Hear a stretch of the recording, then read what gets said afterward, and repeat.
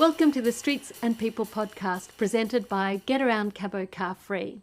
Get Around Cabo Car Free is a volunteer community movement advocating for more transport options for people who can't drive in Caboolture and Morayfield in Queensland. In today's podcast, we'll be covering one of these three broad topics. It might be Road Rules 360, where we discuss Queensland's road rules, the legislation, the design for people walking, biking, in wheelchairs or on a scooter.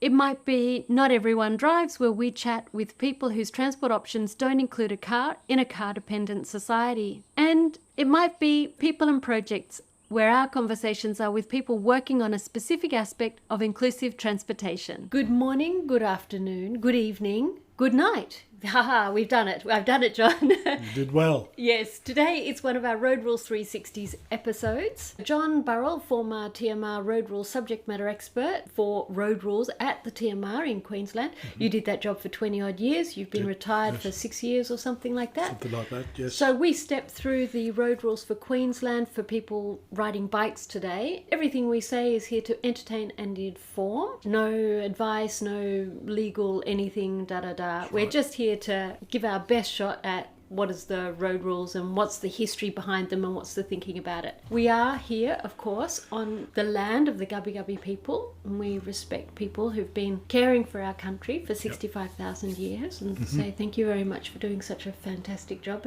We are listed on Great Australia Pod's podcast directory on their homepage today. How good's that? I'm impressed. That's pretty cool, isn't it? I reckon it is. So I've shared that with the entire universe, as you can imagine.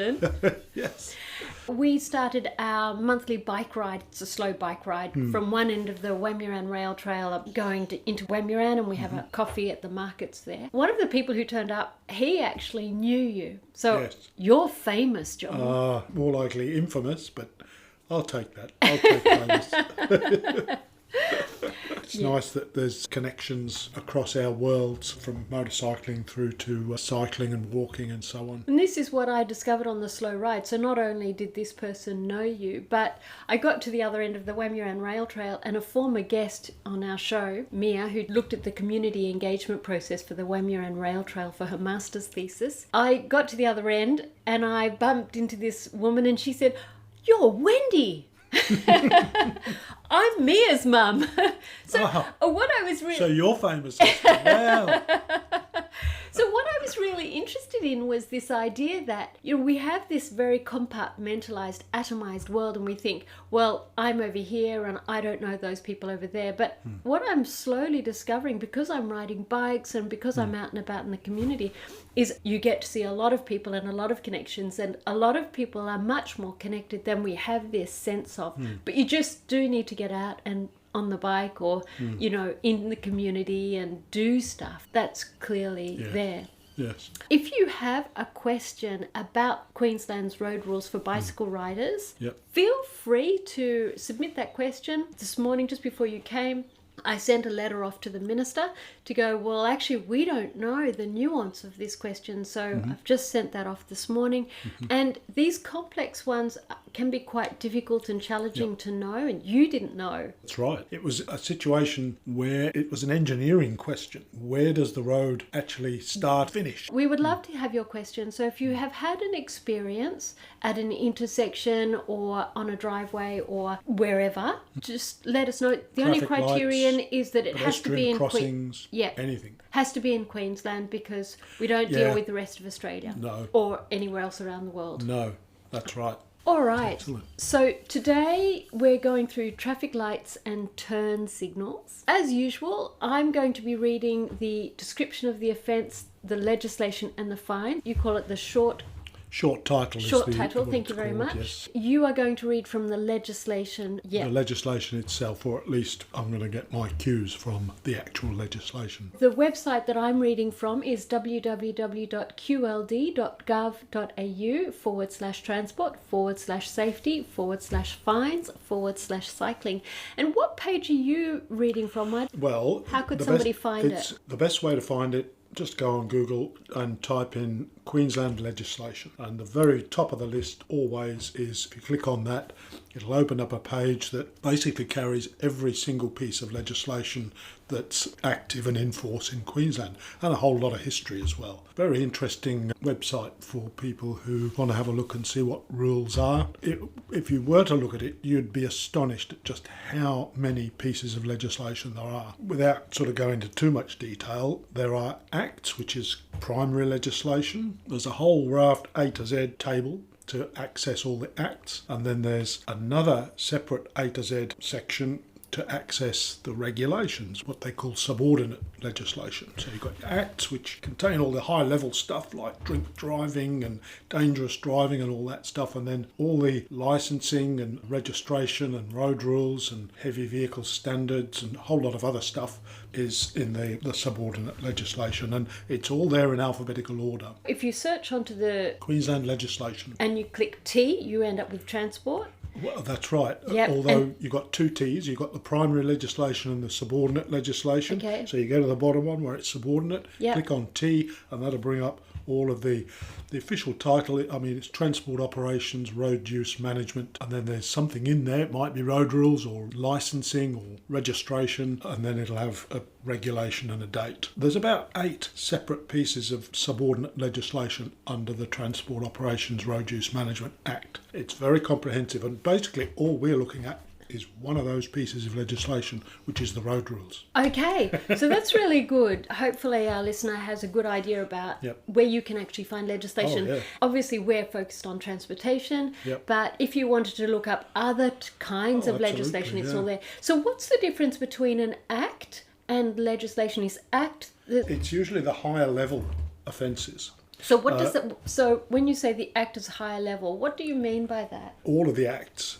and there's literally hundreds and hundreds of them, they will carry a lot of stuff to do with the powers of what the government can and can't do. Like if you go to the one that's often quoted is the Criminal Code Act. The Criminal Code Act carries all of the things like murder and grievous bodily harm and all those things. When it comes to transport legislation, the Transport Operations Road Use Management Act basically covers all your drink driving offences, your drug driving, your driving without due care and attention, and a whole host of other higher level stuff. A lot of the time you really don't need to access it. It does carry a lot of definitions that apply not only to the Act but also to the subordinate legislation as well. It's good to have a handle on it. For the most part, we're not interested in the Act itself, because what we're looking at is the finable offences. In other words, the rules that a cyclist can get issued a ticket for. Those are pretty much all low-level offences.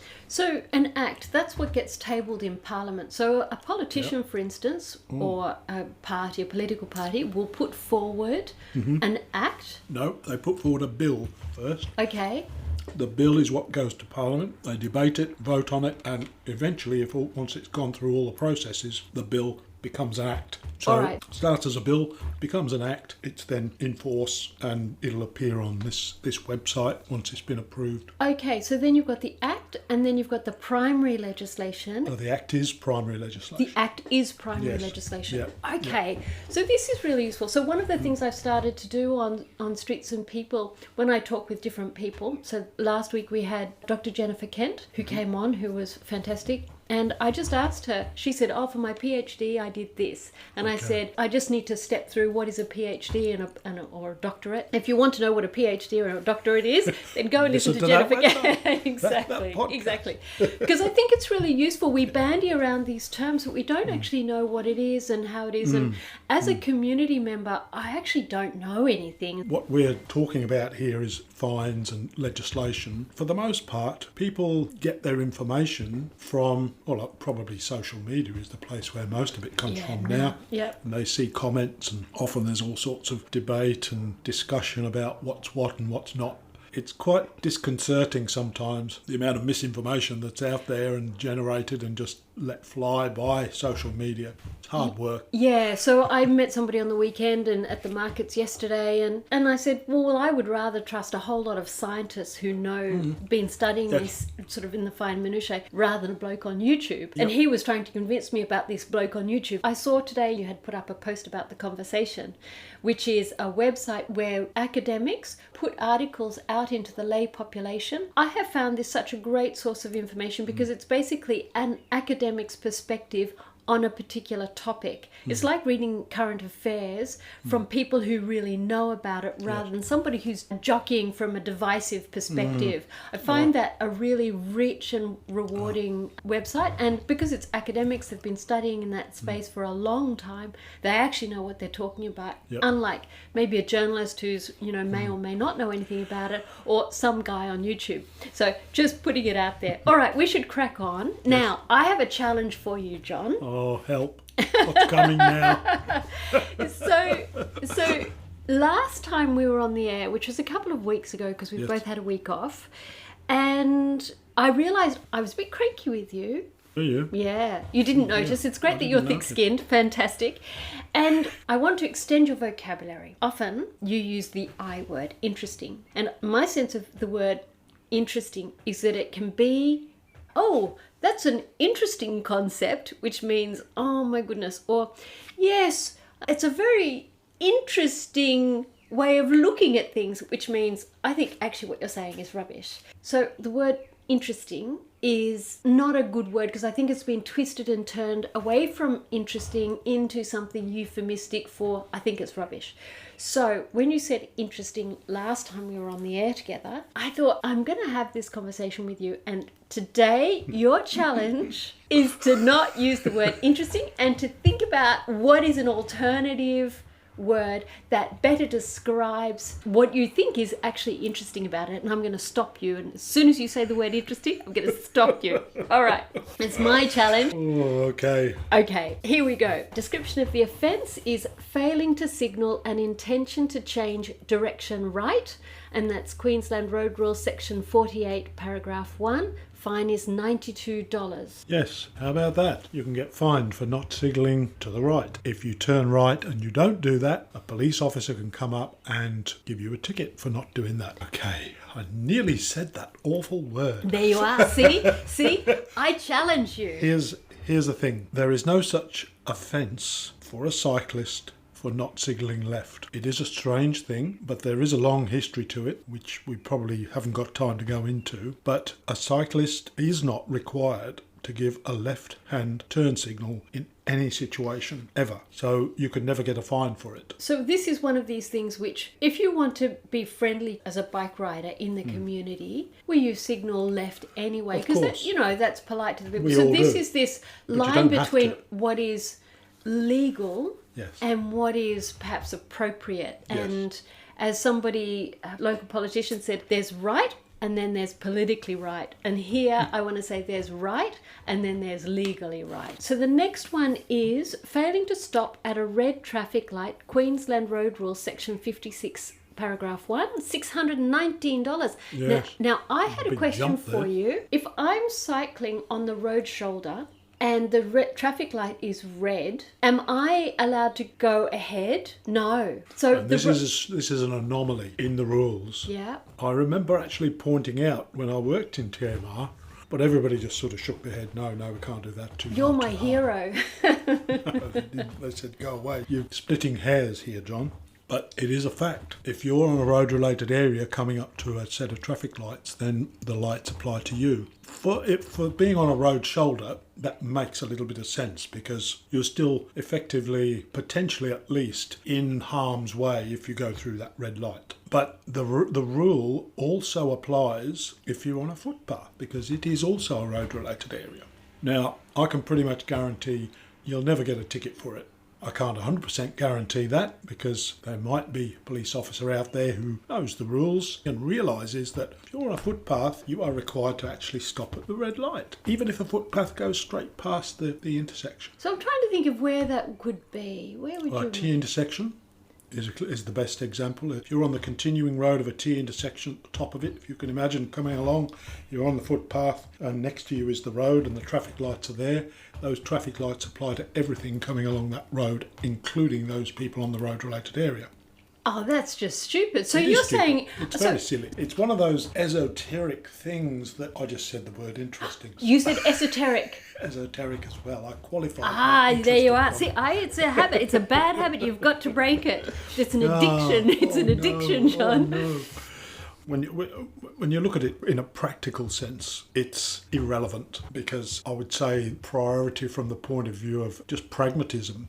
You're on a footpath, you're passing by the top of the intersection, you're not in any harm's way, there's no vehicle going to come and crash into you because you are effectively on your exclusive space. But a road shoulder is a little bit different. You're literally right there next to the vehicles that are sort of interacting around you. So it's another really stupid bit of legislation. This is what we've discovered in this journey of this conversation, is how many road rules are completely stupid, because it assumes that broken everyone... is the word I like to use, but they word it in such a way that the best way to say it is that they often capture things that they're not meant to capture. In this case, a perfectly reasonable cyclist cycling along the foot, perfectly okay to go past a red light, because you're not going to be in harm's way staying in that position that you're in. Yeah. Like, it strikes me as being particularly stupid. What I think is very... I almost said the I word myself. Help me. What's surprising about the road rules is that the way that they're designed is that it assumes that all road users are cars. It does. That legislation tells me that every single road rule, unless specifically named otherwise, is car legislation. And it absolutely doesn't account for the wide variety of different types of classifications of users, whether they're the dangerous road users, which is the cars, or the vulnerable road users, which are everybody else outside of that, basically.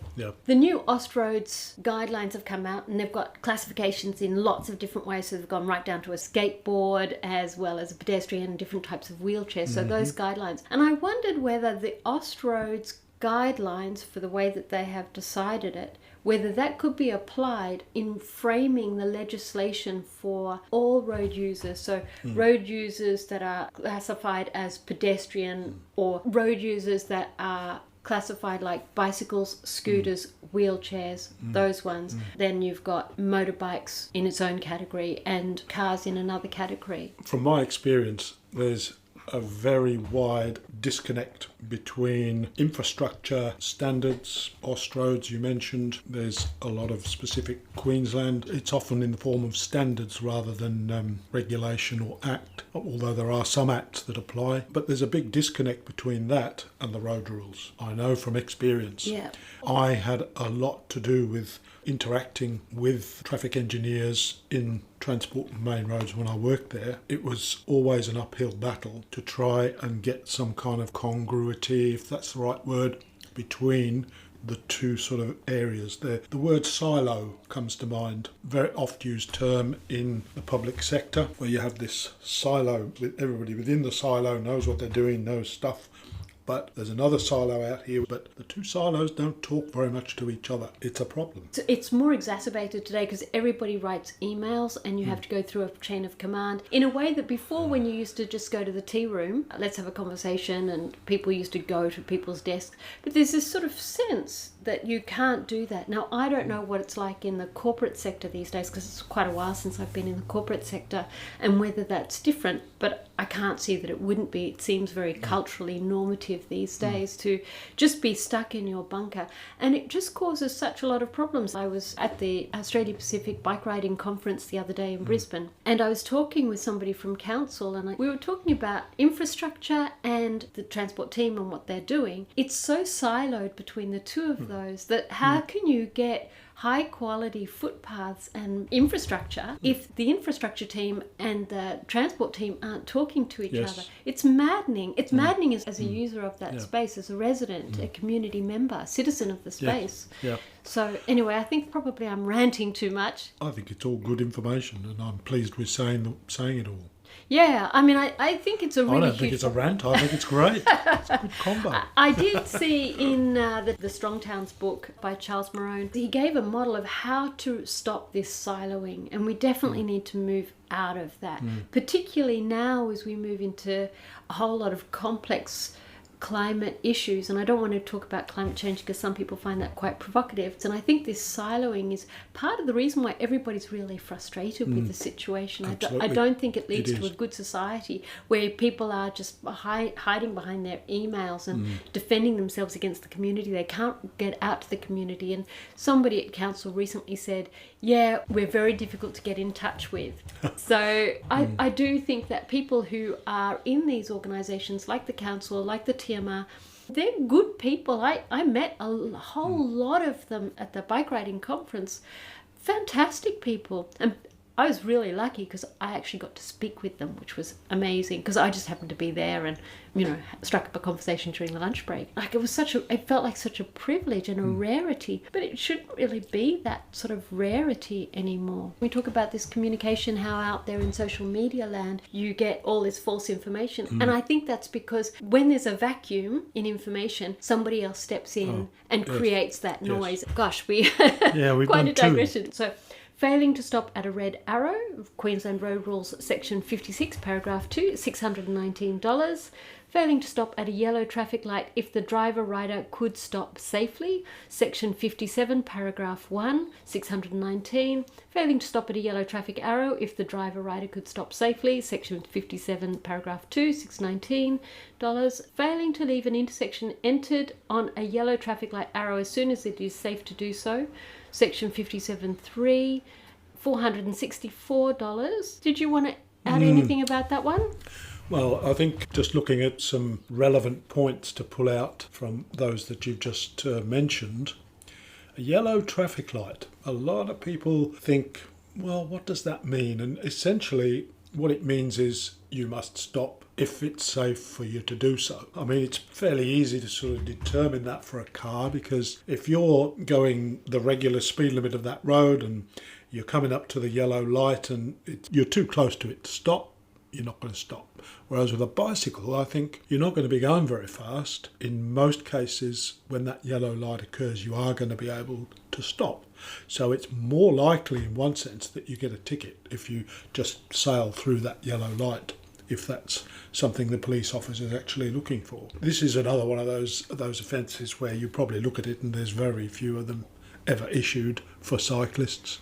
And obviously yellow traffic arrows, same thing. The last one that you read out there is, and this is something that it's good for every road user to know, if it's a green traffic light, you can enter the intersection. You are allowed to do that. Let's just say you wanted to make a right turn. You're on your bicycle, you want to make a right turn. There's a lot of oncoming traffic. You've got a green circle. You can go into that intersection and stop perfectly legally. What you'll see is a lot of people don't do that. Even though it's a green light, they can see there's people coming. They're not game to actually enter the intersection and wait. But it's advantageous if you do that, because what it means is eventually the queue of traffic coming towards you will stop because the lights will change. Now at that point in time, you are then required to clear the intersection. That's the terminology used in the rule, which means you basically continue your turn and do your turn, even though the lights themselves might have changed out of your favour. The green light that you entered on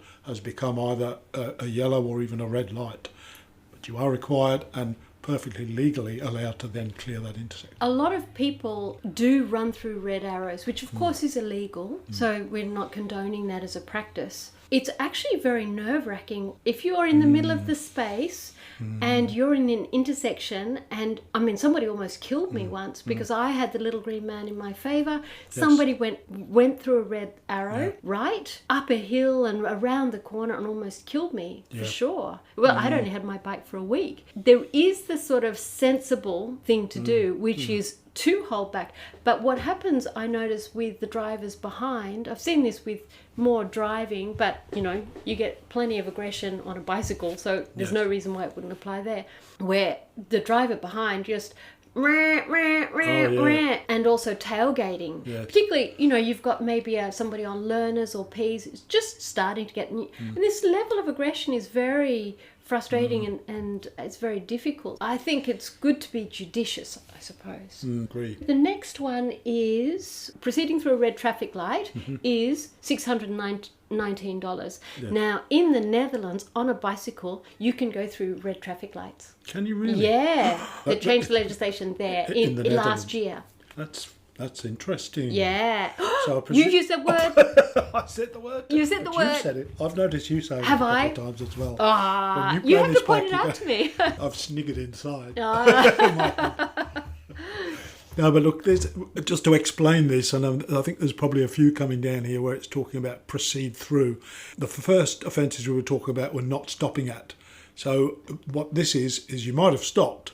So you've fulfilled the obligation there, but then you decide, there's nothing coming, I'm just going to go through. So you've proceeded through it. So that's not running through a red light. Well, there's That would two be separate failing things. to stop. If you fail to stop, if you just keep going and don't stop, that's the particular rule. But then there's these last couple of rules that you just read out where you have stopped, but then maybe you've just got fed up and I'm not waiting here, and you just cycled on through the red light. It's just making sure that they've got you. If you go through that red light, then they've got you whether you stop or whether you don't stop. Okay, so we've got proceeding through a red traffic light, section 59, paragraph 1, $619. Proceeding through a red traffic arrow, section 60, $619. Proceeding contrary to a red or yellow traffic light or arrow after stopping before an intersection, section 61, paragraph 2, $619. Yep. Failing to leave an intersection as soon as it is safe to do so when a traffic light or arrow changes to red or yellow, section 61, paragraph 5, $464. Failing to give way to a pedestrian when turning at an intersection with traffic lights, section 62, paragraph 1, $464. Let's talk about That's an interesting one. You've used the word. Oh, dear. Shock, horror. Okay, it's not interesting. No, it's a killer one.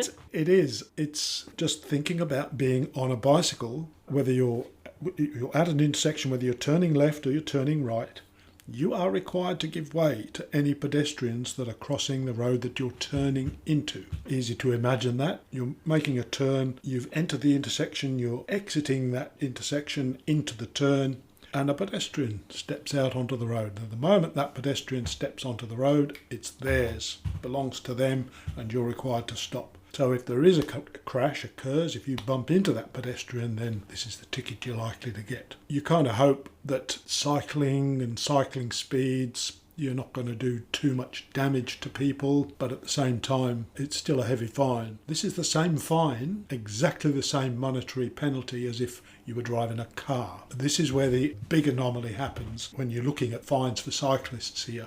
You're turning at an intersection on a bicycle.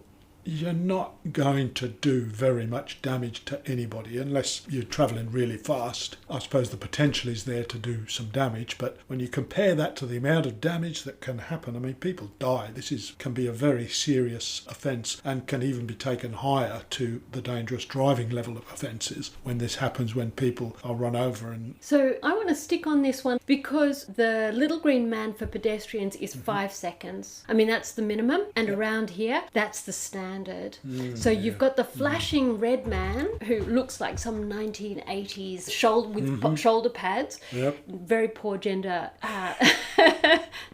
there was some ladies up there, I reckon. You know, who says they're always the guy? Why is that the standard? You've got the flashing red man. That is for quite a long time, because I think the whole time of crossing, it can be quite long. But the fact that it's only 5 seconds of green, and if you're on the other corner from, say, a T intersection, so if you're coming up to the T going left, and you've got the pedestrian on the other side of the street coming towards you, then they've only got 5 seconds of green before it starts flashing. And you can feel how afraid pedestrians are because, you know, you've got this big monster truck. So many people drive these huge vehicles these days. And I think often when people are in these big vehicles, they don't realize how intimidating it is, because now some of them, like some of the cars, they come up to my shoulder, even when at their lowest. That's how they are. You know, this is why the children, you know, people run over their own children in their own driveways. 3 kids a week who have that experience, because the cars are too high and the parents can't see them. What I was thinking is there's a whole lot of stuff here that's very specific and very detailed. The minute there's any other road user, it's like, oh yeah, you got to do what a car says, even on a footpath, which is completely nonsensical and stupid. So, or broken as you call it. I'm going to say it politely. It just doesn't even make sense. It's no human being. It's like Moses, who designed all the roads in America. Robert Moses, that's who it is. He's the one who designed all these amazing Futurama cities. But all his designs don't have a single human being on them. It's all cars and buildings. And it's like the legislation has taken Robert Moses and implemented that. It's completely flawed. We do need to rethink that, particularly as people are now moving away from cars and into alternative transportation modes. Definitely to start stratifying types of road users, the pedestrian class, the bicycle class, the wheelchair class, and motorcycle class. Yeah, it's interesting. No, it's not interesting at all. Well, it's relevant. Okay. That's a good word to use.